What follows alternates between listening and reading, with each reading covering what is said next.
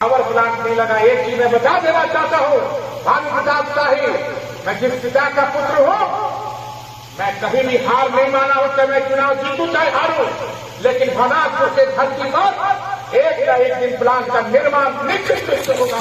इस बात को मैं गर्व से कहना चाहता हूं। तुम कितना भी चाल चलो, तुम कितना भी चाल चलो, तुम्हारा चाल ऊपर वाला भी देख रहा है और नीचे वाला भी देख रहा है, क्योंकि यहाँ के नौजवान का जब लाश आता है सारे गांव के लोगों को आंख में आंसू होती है। काश हमारे क्षेत्र में कोई प्लांट का निर्माण होता ताकि यहाँ के नौजवान बेरोजगार बाहर। कार्य में बाधक नहीं बनते हैं, लेकिन कार्य ढंग से हो तो कोई दिक्कत नहीं है। अगर ढंग से नहीं होगा तो इसके लिए हमारा कलम रुकेगा नहीं। इस बात को मैं आपको भी कह रहा हूं, आपके पदाधिकारी को भी कहा है और आपके संवेदक को भी कहूंगा कि किसी भी कीमत पर ये कॉम्प्रोमाइज हम लोग नहीं करेंगे। जो प्राकलन है उस प्राकलन के आधार पर आपका काम होना। देखिए, किसी भी काम का, किसी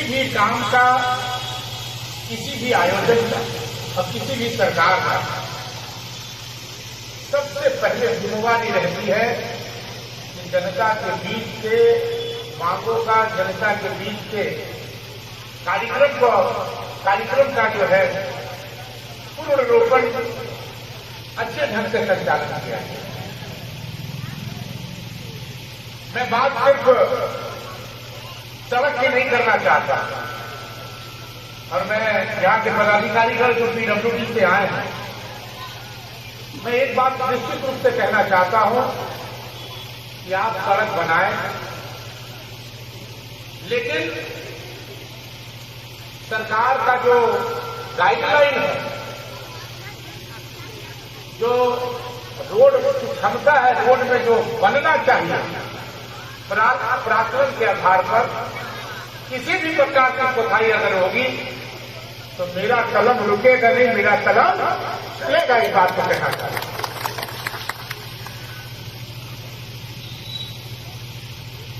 इस बात को मैं कहना चाहता हूं कि भवनाथपुर में अभी 10 दिन 12 दिन से माननीय मुख्यमंत्री जी विदेश यात्रा में क्यों गए, किस कारण से गए, क्या झारखंड का क्या उद्देश्य था विदेश यात्रा जाने का? सिर्फ और सिर्फ एक ही उद्देश्य था कि हमारे इस राज्य में बड़ी बड़ी योजनाएं आए ताकि यहाँ के नौजवान बेरोजगार को सूरत हो, गुजरात हो, दिल्ली हो, मद्रास हो, चेन्नई नहीं था। और मैंने एक संकल्प जो दिया है, इसके पूर्व में भी जो पूर्व विधायक का जो खेला चला है, निश्चित रूप से ये बड़ी दुखदायी है। जनता के बीच में एक बार, 2 बार, 3 बार आप गुमराह कर सकते हैं, जनता आपको जानती है। हिंदू मुसलमान, भारत पाकिस्तान के करके जो राजनीति आपने किया वो भी जनता अच्छी तरह से जानती है। जनता को चाहिए काम, जनता को चाहिए बेरोजगारी दूर करना, जनता को चाहिए गरीब की जो समस्या है उसका निदान निकलवाना। मैं पूछना चाहता हूं, पत्रकार बंधु से भी मौजूद है, क्या भवनाथपुर विधानसभा में किसी भी सत्र के दरमियान में यहां के 3 बार के विधायक रहे भानु प्रताप शाही ने क्या इस क्षेत्र की समस्या के लिए सदन में आवाज उठाने का काम किया? मैं पूछना चाहता हूं पत्रकार बंधु से भी, सदन में अगर आप आवाज देखिएगा भानु जी का, तो सिर्फ और सिर्फ अगर आवाज उठेगा तो भारत और पाकिस्तान, हिंदुस्तान, हिंदू और मुसलमान। इस क्षेत्र की समस्या क्या है? क्यों पलायन करके लोग जा रहे हैं इस इलाके के जमीन में मैंने माननीय मुख्यमंत्री जी को कहा, मैंने सदन में भी आवाज उठाया और मैं खुला किताब हूं। मैं जब पहली बार जब सदन में 2009 से 14 में था तो सबसे पहला पावर प्लांट का आवाज उठाया। मैं जब 2024 में भी जब विधायक बना तो मैंने पावर प्लांट का आवाज उठाया। और जब मैंने प्रश्न किया, प्रश्न का जवाब आया, मैं हतप्रभ रह गया। मैंने देखा कि 17 में खेला कर दिया, 17 में जो नहीं होना चाहिए था कर दिया। जो 17 में, क्योंकि मैं विधायक नहीं था, विधायक इस क्षेत्र के पूर्व विधायक भानु प्रताप शाही थे। मेरे पास कागज है, मेरे पास प्रमाण है। मैं 2009 में आधारशिला रखवाया और 2009 में 2014 में जब आधारशिला रखवाया तो मैंने बाउंड्री वॉल का टेंडर जो है माननीय मुख्यमंत्री के द्वारा इस एरिया को पावर प्लांट 1320 मेगावाट का पावर प्लांट लगना था। उसको इन लोगों ने कहा कि खाता के शिलान्यास पर। आप बताइए, जहां प्लांट लगेगा वहां मशीन खुले रूप में रहेगा कि उसके लिए चारदीवारी चाहिए कि नहीं चाहिए? तो इसका भी इन लोगों ने आज इन लोगों ने उस समय गुमराह करने का काम किया। अरे मैं तो कहता हूं कि 3 बार के आप विधायक रहे हैं और मैं चैलेंज करता हूं कि प्रमाणित आप कर दीजिए कि खेला हमने नहीं कराया, आपको करना होगा। क्योंकि जनता के बीच में आप गुमराह करते हैं। जब चुनाव छोटे राजा जीतता है तो आप कहते हैं कि 6 महीना के बाद हम देख लें, हम आंदोलन कर दें। तो हम जानते नहीं कि तू 17 में खेला करवा दे। 17 में, और एक बात और मैं बताना चाहता हूं, जब माइंस का प्लांट जब लगता है तो उस प्लांट में वैसे ही जमीन का चिन्हित किया जाता है जिस जमीन में प्लांट लग सकता है। नो ऑब्जेक्शन सर्टिफिकेट, जिसको हम कहते हैं नो। नहीं तो प्लांट आपको, जमीन आपको नहीं मिलेगा। और माननीय हमारे बेनी प्रसाद वर्मा जी जो केंद्रीय मंत्री थे, उन्होंने हमको बुला के बीच ठोका कि जाओ विधायक जी, 514 एकड़ जमीन मैंने steel authority of India limited से ट्रांसफर करके झारखंड म्यूनिसिपल बोर्ड से दे दिया है, जाके पावर प्लांट लग गया।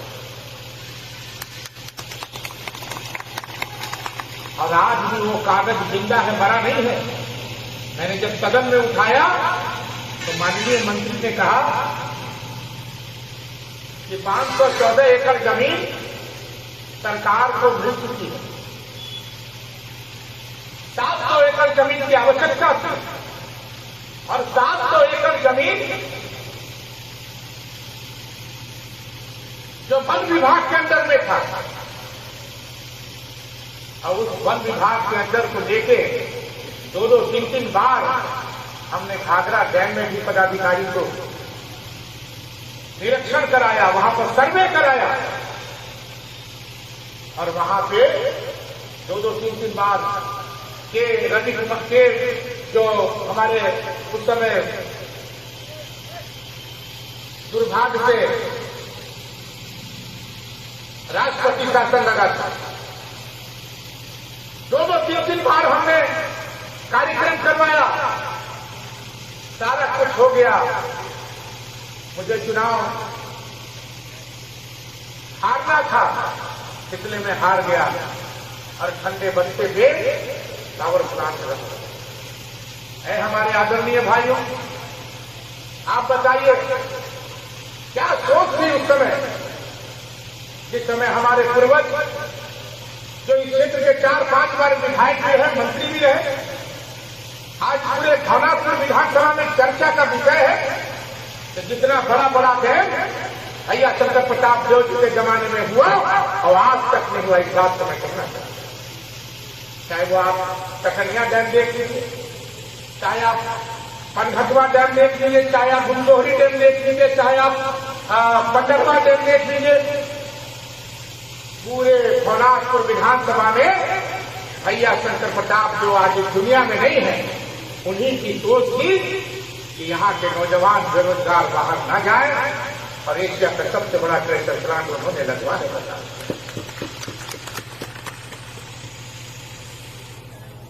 और आज जो है नीलाम पे चढ़ा दिया। किसने चढ़ाया? राज्य सरकार ने चढ़ाया, केंद्र सरकार ने चढ़ाया। Steel authority of India limited, steel authority Jharkhand limited नहीं है, इंडिया लिमिटेड, जो हिंदुस्तान में केंद्र से संचालित होता है। इसने कटिंग का ऑर्डर दे दिया, नीलाम कर दिया। आप बताइए, आप खुद अपने कलेजे पे पत्थर रखे सोचिए, आपका बेटा, आपका भाई अपने माँ बाप को छोड़ के जिस जमीन की तलाश से हम लोग गुजर रहे हैं, जिस जमीन को हम लोग कारखाना लगा रहे हैं, जिस जमीन पे हम लोग निर्माण पावर प्लांट का करवा रहे हैं, उस जमीन पर राजनीति हो रहा है। उस जमीन पर लोग माइनिंग क्षेत्र घोषित किया हुआ जो है डिक्लेयर करा दे रहे हैं कि माइनिंग क्षेत्र घोषित किया। मोरिया कॉर्पोरेट कोयला से होता है, जब कोयला से होता है आपको प्लांट का, तो उसको भी बंद करा दिया, रद्द करवा दिया। क्या मिला आपको? नौजवान के लाते आती रही। यही आपको सच झुकाना था कि छोटे राजा को सिर झुकवा दे कि पावर प्लांट नहीं लगा। एक चीज मैं बता देना चाहता हूं, भानु प्रताप शाही, मैं जिस पिता का पुत्र हूं, मैं कभी भी हार नहीं माना हूं कि मैं चुनाव जीतूं चाहे हारूं, लेकिन भावनापुर के धरती पर एक न एक दिन प्लांट का निर्माण निश्चित रूप से होगा। इस बात को मैं गर्व से कहना चाहता हूं। तुम कितना भी चाल चलो, तुम कितना भी चाल चलो, तुम्हारा चाल ऊपर वाला भी देख रहा है और नीचे वाला भी देख रहा है, क्योंकि यहाँ के नौजवान का जब लाश आता है, सारे गांव के लोगों को आंख में आंसू होती है। काश हमारे क्षेत्र में कोई प्लांट का निर्माण होता ताकि यहाँ के नौजवान बेरोजगार बाहर हो। आदरणीय भाइयों, नौजवान साथियों, मेरा पहल शुरू हो गया है। मैंने देखा, जब मैंने विधानसभा के सत्र के दरमियान में जब प्रश्न उठाया था और मुझे जब जवाब मिला, तो मुझे जवाब मिल गया कि 2017 से लेकर 2019 तक जो खेला इस क्षेत्र के पूर्व विधायक ने किया है, तो निश्चित रूप से जनता जवाब पूछेगी, जनता जानेगी, क्योंकि आप जानिएगा नहीं तब तक आपको मालूम नहीं चलेगा। कहते हैं लोग कि हेमंत सोरेन ने क्या किया। आप बताइए कि हेमंत, आपकी सरकार ने क्या किया? आपकी सरकार ने क्या किया? मेरी सरकार ने जो कहा वो वादा पूरा किया, जो कहा वो वादा पूरा किया। आपको याद होगा, माननीय मुख्यमंत्री, जब 56 सीट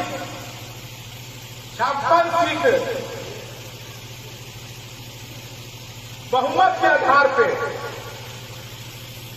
जब सरकार का गठन होने लगा, तो माननीय मुख्यमंत्री जी अकेले शपथ ग्रहण में गए थे। हम लोग भी वहां मौजूद थे।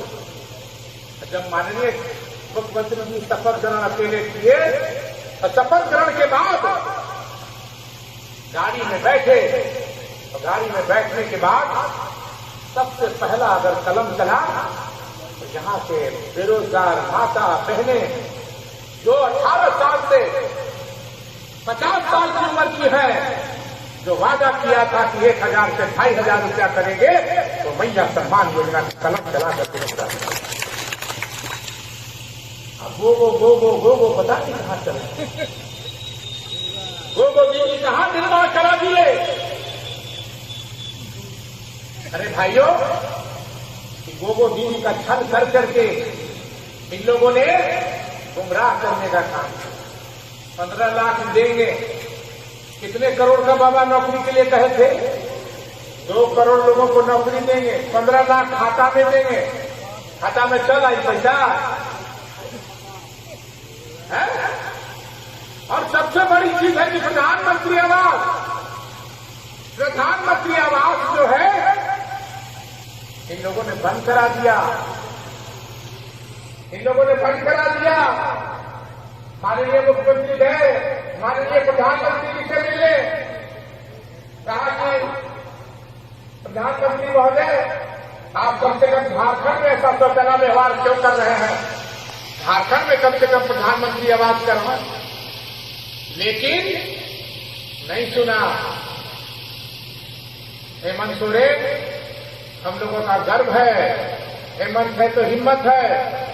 गए और वापस आने के बाद कैबिनेट की बैठक की, 1,30,000 जो है आपको प्रधानमंत्री आवास में मिलता था, जो बंद करवा दिए और 2,30,000 का अगुआ आवास देने का काम माननीय मुख्यमंत्री ने। अब यहां क्या हो रहा है? यहां अगुआ आवास में भी भ्रष्टाचार, मैया सम्मान योजना भी भ्रष्टाचार।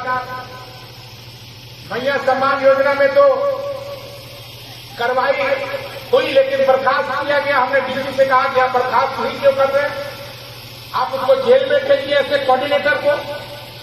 जो कोऑर्डिनेटर मैया सम्मान योजना का पैसा जो बहन बेटी के खाते में जाता है, उसको अपने खाते में डलवा दिया, दूसरे के मर्द के खाते में डलवा दिया। और औरत जो है बेचारी घूम रही है कि हमारे समीक्षा 1 बार मिलल रहे, 2 बार मिलल रहे, 3 बार मिलल रहे। आदरणीय भाइयों, इस तरह का खेला किया गया, इस तरह को रोकने का काम किया गया।